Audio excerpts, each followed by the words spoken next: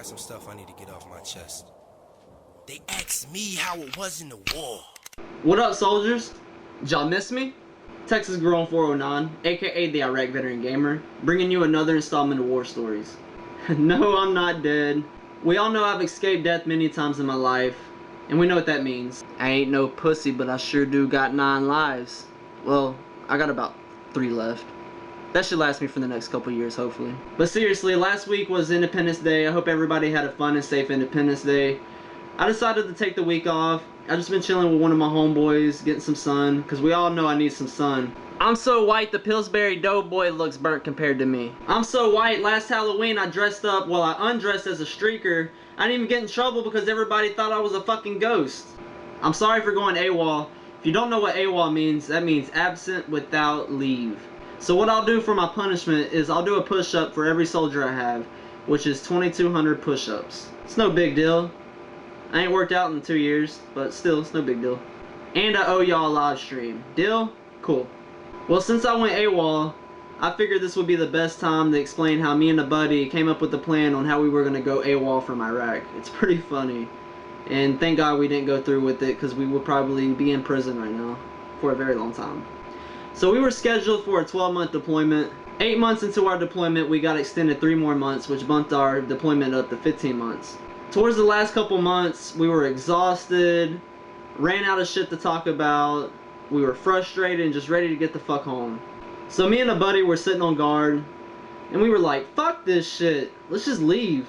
So since we were both drivers on the gun truck team, and a gun truck is just a Humvee, with a huge fucking weapon on top, we decided, why don't we get the gun truck teams together and start our own convoy and just leave?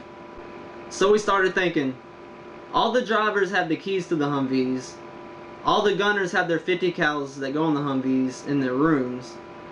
And all we need is one person to buy some officer rank and act like he's our convoy commander to sign us out the gate. So we started thinking of everybody that was on the gun truck teams to see which ones that would be willing to go with us and the ones that we could trust. So our plan was, once we left our fob, was to either drive about 10 miles to the Baghdad International Airport and try to sneak on a plane back home, or drive down to Kuwait and try to catch a flight out of Kuwait. We figured it would be smarter to drive down to Kuwait, since if we try to fly out of the Baghdad International Airport, they pretty much check everybody who goes on the flights, and usually the flights are all the way filled up. So we probably would have got caught there. So we figured it'd be safer just to drive down to Kuwait. Shit, I was willing to drive down to the ocean and fucking Michael Phelps it back. Well, obviously we didn't go through with that plan since we didn't make national headlines and we're not in prison. It's just some of the crazy shit you start thinking once you're over there for so long and you run out of shit to talk about. Since we're talking about AWOL, I have another AWOL story. Back in April 2006, I ended up going AWOL for 5 days. I was going through a lot of depression. Me and my girlfriend split up in March. Not too long after we split up, she said she was pregnant. And we were in the field doing training. And I was feeling kind of sick, and I noticed I had a sore down there on my flagpole. Oh my god, I can't believe I'm telling y'all this story. This shit's embarrassing. Oh well, I'm gonna tell y'all anyways. So I went to the doctor, and the doctor said, you better use a rubber even if she's giving head. So I went to the doctor and I told the doctor about my sore. She checked it out, and she was gonna test me for STDs, but she couldn't do a culture test. She couldn't get the Q-tip and swab the sore because the sore was pretty much healed. So what she had to do was take one of these and shove it up my flagpole. It was kind of like this. You might need a longer one. Nah, really, it was like... It was a very bad experience. So since that swab test didn't come back for a couple of days, she went ahead and prescribed me Valtrex, which is the herpes pill. And I know what you are thinking, oh my god, I'm unsubscribing before I catch herpes. No.